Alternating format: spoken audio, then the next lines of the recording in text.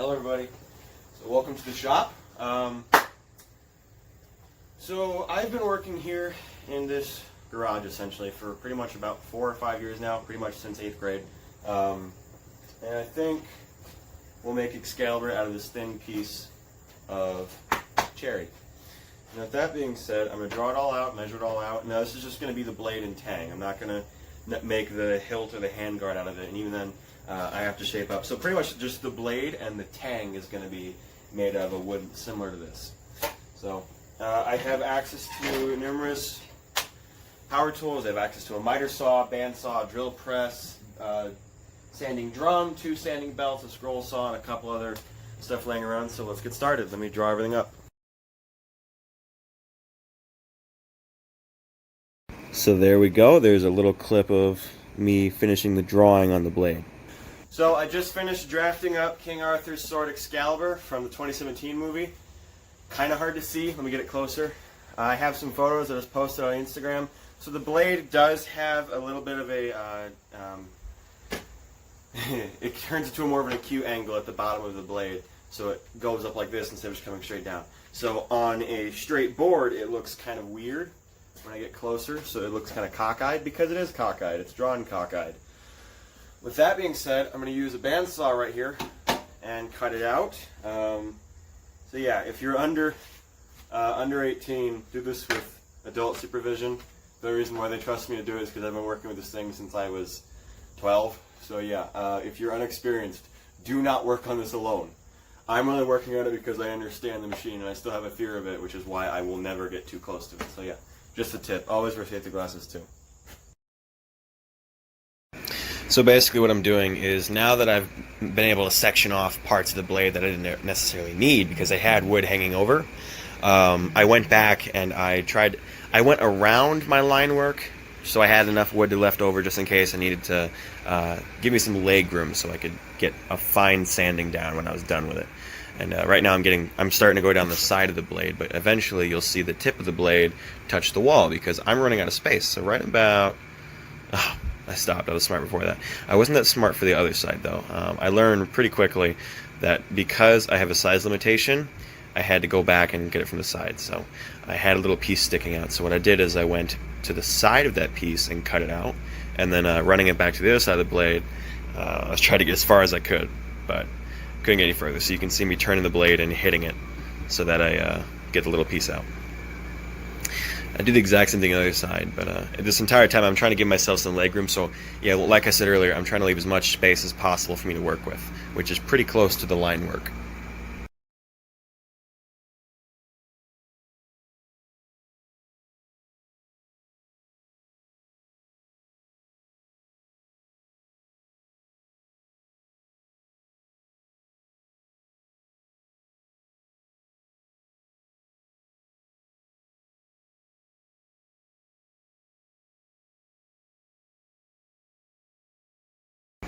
Here's another instance of me touching the wall because I'm not paying attention. Yep, and you don't know how irritating that is, because I built something that was like 6 feet tall, and it was so hard to cut out, so I had to use a miter saw. But I didn't use a miter saw for this, and you guys can see the little piece left over in the next clip of when I was actually trying to cut this out. So yeah.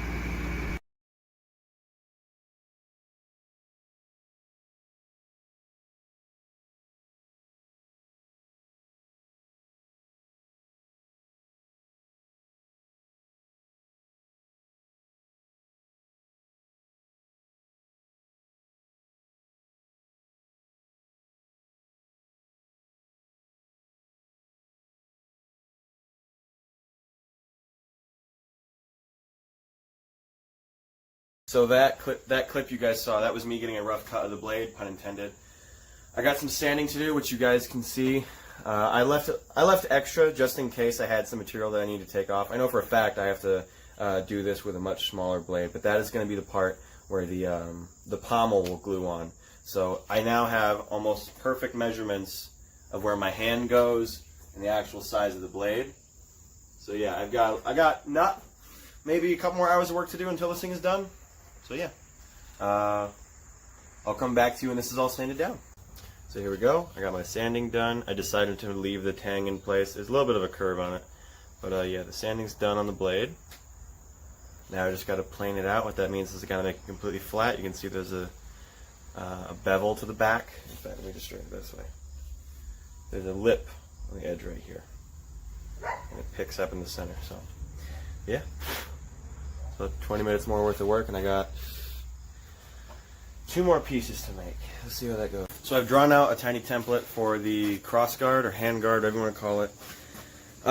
So what I did is I originally just set a piece of paper on the table like this, put the blade on top of it, and lined it up like that.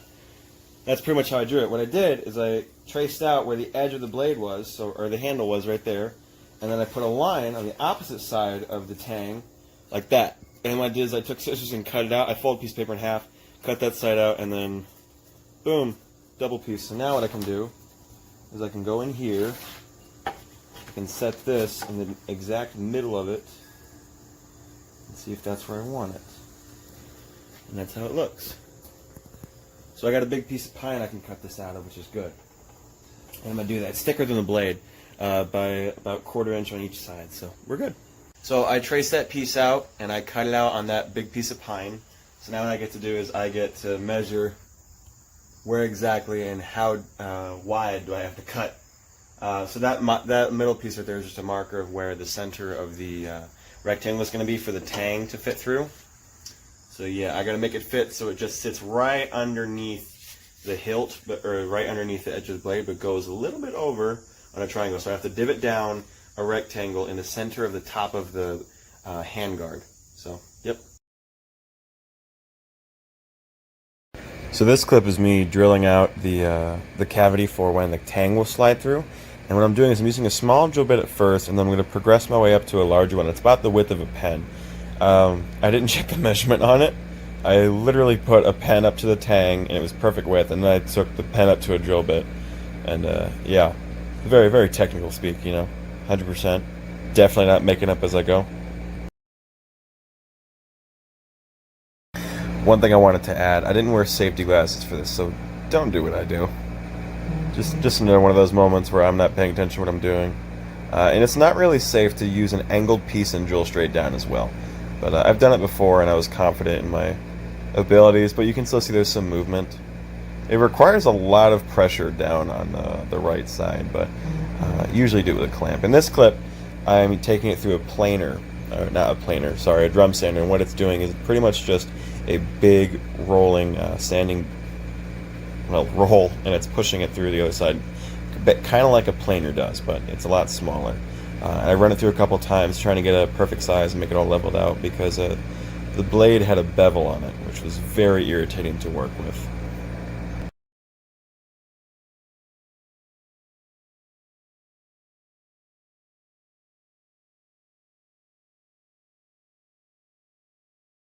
So yeah, I'm just cleaning up everything and trying to get it all uniform, including the front, which I accidentally, yet on purpose at the same time, I knew it was going to happen, and I still did it.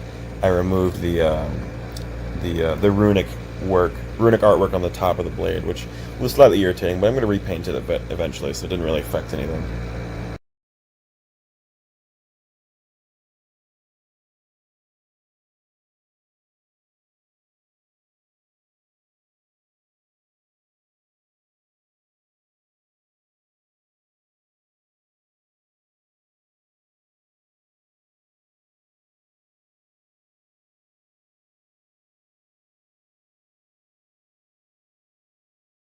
So this clip is me taking to the small sanding belt that I have, and what I'm doing is I'm making sure that the hilt is just perfect, trying to get it as lined up as possible so it can actually fit.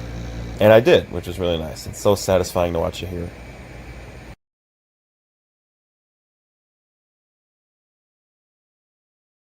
So I kind of cheated.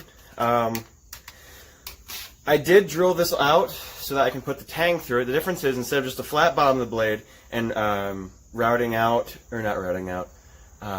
out a gap for the blade to sit into, I cut the blade perfect angle so that when this is put on, it just immediately just locks into place. And once it's glued, nobody can tell. Like, that's the simple trick.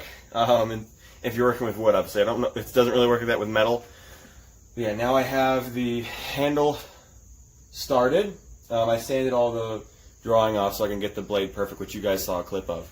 But now what I have to do is I have to make the pommel, and then I can start painting it, and then I can wrap it. I'm really excited, because I'm almost halfway there.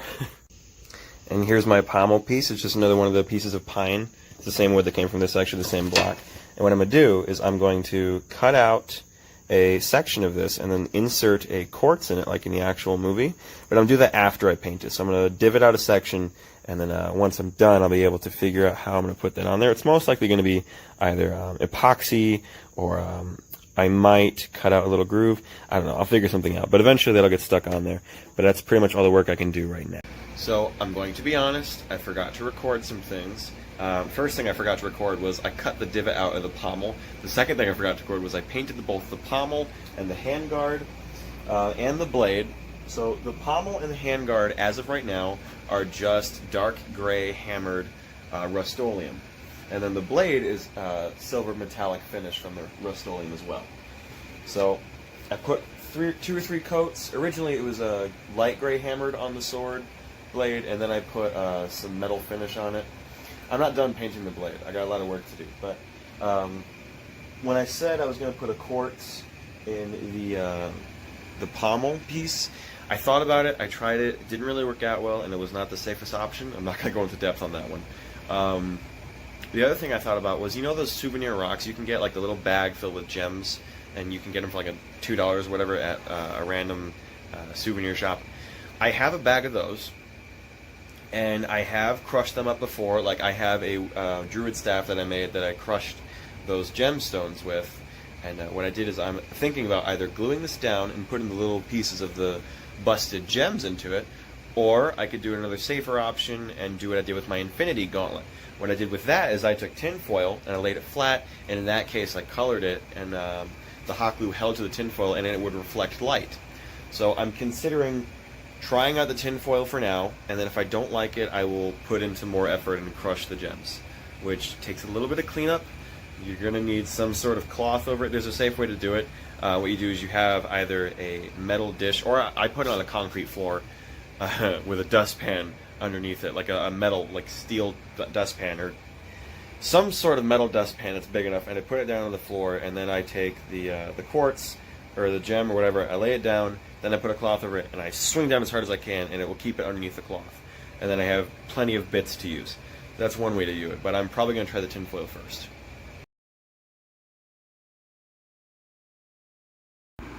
So pretty much what happened was I tried that metallic paint out, and I learned the hard way that isn't really like a paint, it's more like a highlight paste. It's weird. So what I did is I took some king-size Sharpies, and I looked up a reference photo of whatever I could get of the blade from the actual movie, and none of the reference photos went past the halfway point of blade, not even the movie promotional posters.